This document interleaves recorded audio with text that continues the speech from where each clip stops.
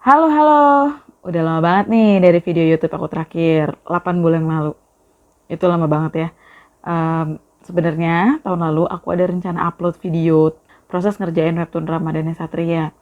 Kalian bisa lihat di line webtoon, judulnya Kolak. Nah, itu prosesnya itu harusnya di upload tahun lalu, tapi saya lupa. Dan video rekamannya itu masih kesimpan di iPad. Jadi agak dilema nih sebenarnya mau diupload apa enggak nih videonya karena sebelumnya belum diedit dan udah terlalu lama juga. Tapi akhirnya aku putusin buat upload, siapa tahu bisa ngehibur yang lagi di rumah atau teman-teman yang penasaran gimana sih proses buat webtoon. Jadi kita mulai aja ya. Nah, untuk bikin webtoon, aku biasanya pakai CSP. Pertama kita klik new layer dulu, lalu ubah dulu namanya. Untuk ukuran kanvas yang biasa aku pakai untuk bikin webtoon itu 1400 kali 20.000 pixel dan 600 dpi. Kelihatannya emang gede banget, tapi untuk kualitas gambar nanti jadi lebih tajam. Nah, ini aku udah ada sketsanya duluan. Sebenarnya ngerjain webtoon kayak gambar biasa juga. Ada sketsanya, baru kita line art, lalu ada warna. Sketsanya opacity dikurangin atau bisa diubah jadi warna biru. Itu bener-bener terserah kalian. Nah, kita mulai line artnya. Ini saya percepat ya speednya untuk line art. Jadi real time-nya nggak secepat ini.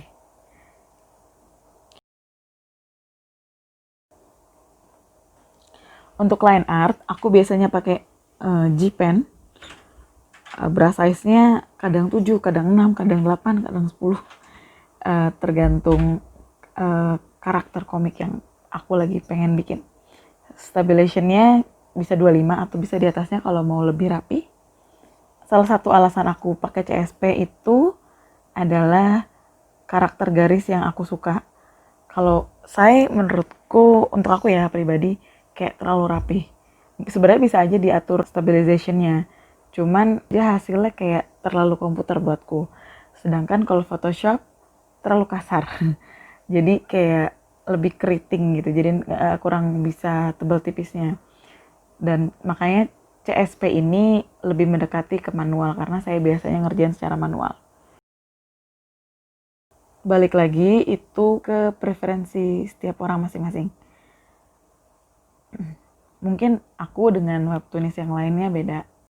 Sering ada yang nanya, Kak berapa lama sih proses bikin webtoon? Setiap webtoonis itu beda-beda, ada yang cepat, ada yang lambat. Aku nggak pernah ngeliat satu part atau satu episode itu selesai dalam berapa jam. Cuman aku tuh selalu nargetin. Jadi karena harus upload seminggu sekali, jadi aku targetin dalam 6 hari itu harus selesai satu episode. Bisa 4 part sampai 6 part. 3 hari untuk line art, sama sketsa, dan 3 hari itu untuk color, finishing, sama texting. Makanya harus ada asisten. 1 hari sisanya itu untuk istirahat atau enggak koreksi kalau ada yang salah. Tadi line artnya udah selesai di part 1 ini.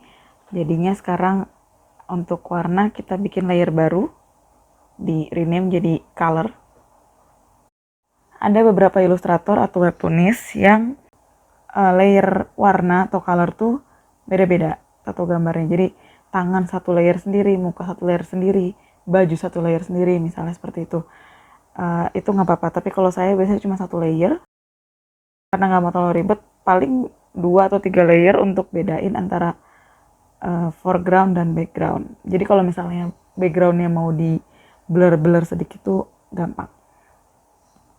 Nah ini layer 1 itu untuk yang meja, layer 2 untuk backgroundnya lagi.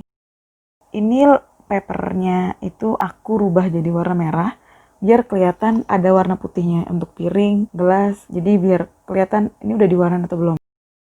Nah cara ngubahnya bisa aja bukan papernya, tapi kalian bikin layer paling belakang dengan warna yang lain. Gak harus merah, bisa abu-abu, bisa hijau, bisa kuning, terserah. Usahakan kalau ngerjain webtoon, terutama yang berseri, punya acuan warna. Jadi biar per episode itu warna satu tokoh dan tokoh lainnya juga nggak akan berubah.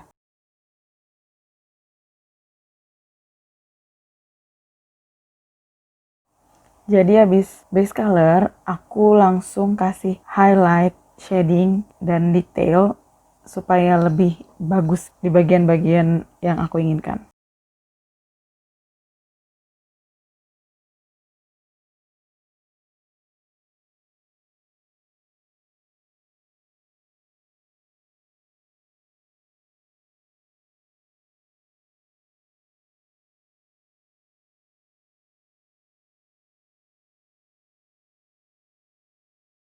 Nah, untuk gambar background, kadang-kadang aku nggak gambar outline ya, jadi gambar langsung on the spot kalau memang nggak mau terlalu detail, kecuali kalau kayak ruangan atau mau menggambarkan sesuatu yang lebih detail, biasanya baru aku gambar dulu outline-nya.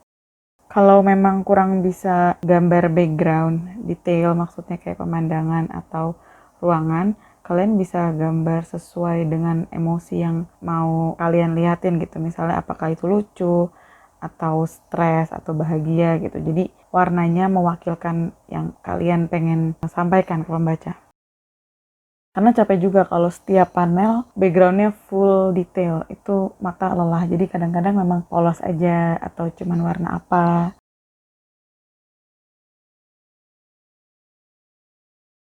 Nah, kalau udah selesai di part 1, bisa diterusin ke part selanjutnya.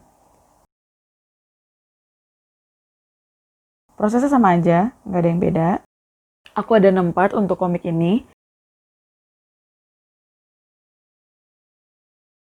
Aku transfer dari CSP ke Photoshop, jadi di save as to Photoshop file, PSD. Dari situ baru kita edit.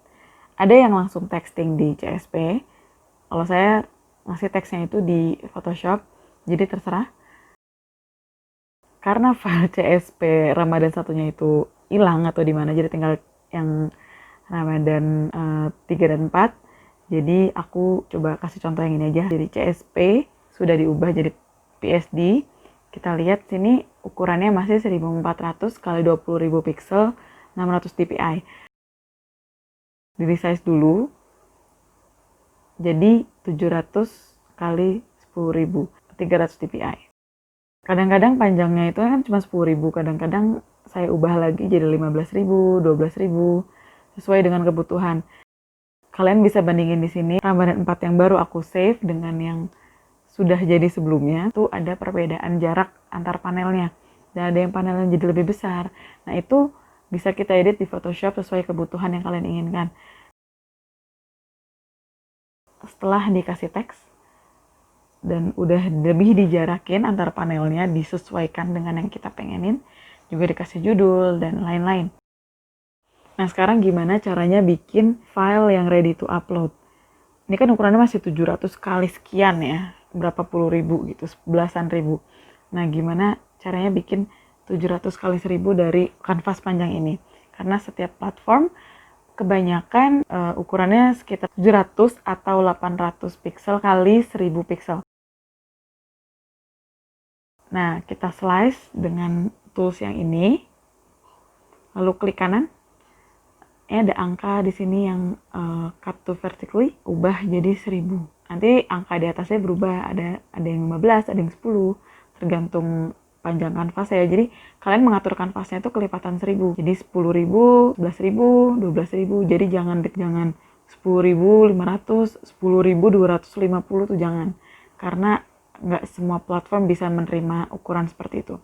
Nah, itu di OK. Nanti kalian akan melihat guidelines kayak gini, garis-garis kuning, ada nomor-nomornya, lalu save for web atau Ctrl Alt Shift S. Nah, nanti akan muncul window seperti ini. Diatur 70% aja. Kalian kalau mau ngecek dulu adakah yang salah, bisa di cancel, atau kalau misalnya udah oke semua, di save di tempat yang kalian mau.